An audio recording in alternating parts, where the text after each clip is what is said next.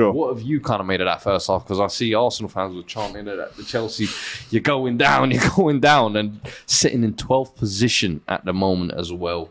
No wins in God knows how long, but what have you kind of made of that first half? 3-0. I know you was kind of predicted that scoreline, but was it this quickly? So I guess I'm going to say my piece here, because I think it's just so many thoughts boiling up about Chelsea, right? Go for it, mate. This season has been a shambles. And I could sit here, right, ranting and raving about the defending, about the play for this 3-0 scoreline. But there really is no point.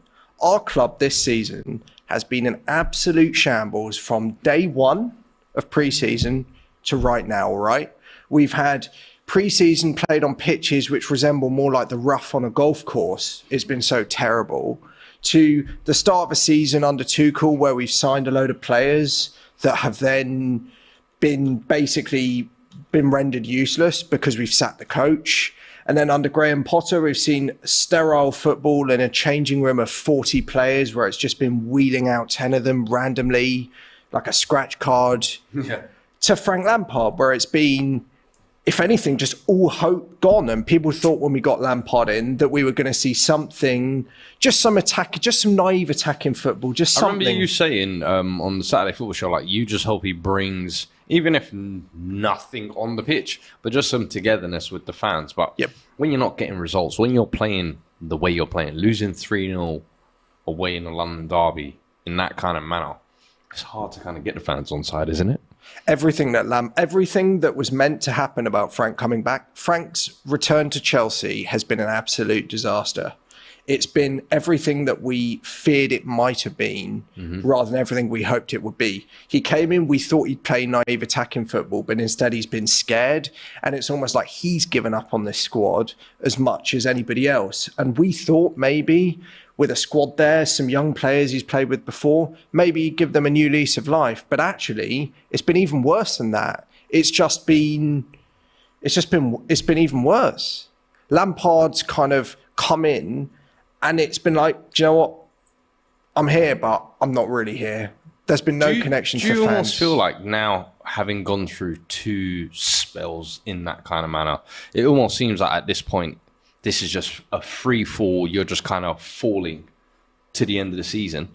Yeah. Do you think that's kind of tarnishing his legacy a little bit? And I'll open it up to kind of both of you. But like personally, I'm not the biggest of fans of seeing former players come back to manage their clubs unless they've kind of really earned that position. As long as they're not fast tracked. Yeah, I'm really not for the fast track. The fact that he got fast tracked the first time really exposed him, I felt like. Then it was like, okay, you went to Everton. You tried to do I'm going to take a club where I should be.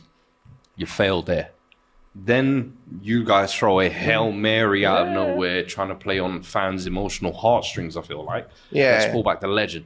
But he himself, do you feel like his playing legacy is going to be damaged a little bit? Of course, that is set in stone and done.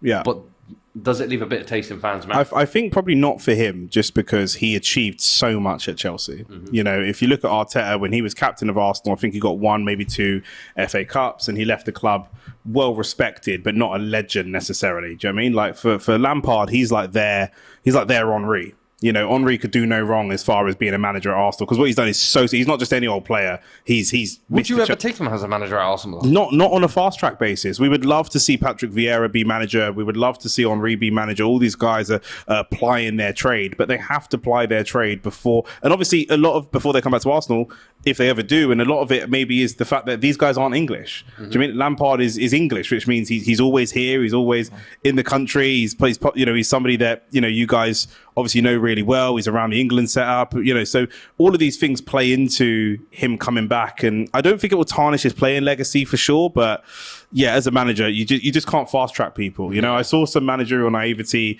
at Chelsea, and I saw it again at Everton when he was and I know Everton was stuck with players that they were going to sign, but he was in a relegation battle and needed midfielders and got in Donny van de Beek and Dele Alli, and I thought these are not relegation built players. Do you know what I mean? 100%. So you're just seeing some real naivety from him. What do you feel as a Chelsea fan? Do you feel like his memory is a little bit tainted now. Not at all. I don't think he tarnishes his playing career whatsoever. I mean, for me, it was firstly like it was a different period in my life, watching him play to watching him manage. So for me, that's not kind of the question. I mean, I agree with the point that you shouldn't fast track coaches. It doesn't help them, and it doesn't help It's very rare that it helps a team. I think maybe you could pick out Zidane, but even that. Pep Guardiola is the only one I can think of. Yeah, I can think of Pep, Zidane, Pirlo, who got fast-tracked. He became under-23s coach, then became Juve coach, was sacked within a year. Ole Gunnar Solskjaer, look how that turned out.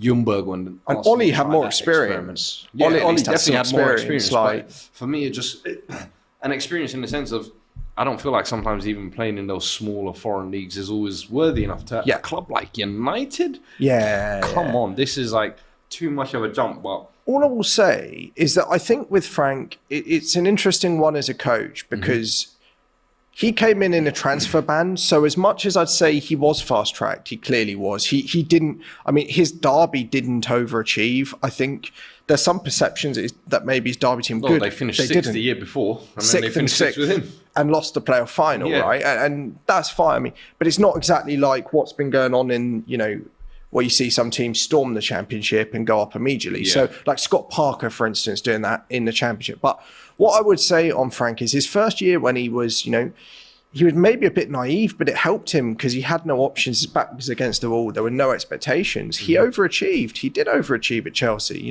Top 4 FA Cup final. It really was an achievement. And maybe the club didn't see it as such. I think, though, the minute that there's been any kind of expectation on him as a coach and a kind of fact that he would be treated like every other coach and it's not like special circumstances, transfer ban, he's underachieved wherever he's gone. And my optimism for him was that he was coming in with no expectations to Chelsea. Our season was over, really, barring a 2-leg tie against Madrid. Let's just see what he can do. And that's fallen completely flat on its face, unfortunately. It's just... I just can't wait till the season ends, I'll be honest with you, because it's just been atrocious.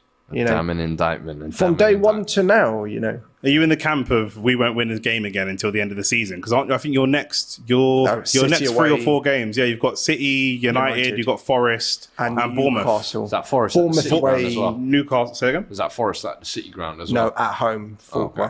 Might get a point Sure, there. that's in use, No, for me, I mean, I think genuinely we could very easily lose every game the rest of the season. And I'm not saying it to be an attention-seeking kind of, we're rubbish, we're really bad, we're going to go down. I mean, we won't go down. But I just do not see how this team wins games. There's no cohesion, there's no team spirit, there's no... even I take Nottingham Forest. Should there not be characters in a dressing room, though, that want to take the mantle and Clearly be like, not. do you know what? All right, cool, we're in a shit, but I'm gonna leave with something. Yeah. At least if you're the number 9, you're gonna say, all right, you lot might play pants. I'm gonna get my goal. If you're the number 10, you're like, you know what? I'm gonna put everything on a plate for you lot. If you lot don't finish your dinner, but it just seems like everyone's just kind of waiting for the next man. This is why you don't, even though he's been good, and it's not down to him. This is why you don't spend 100 million on somebody who's got 22 appearances for Benfica.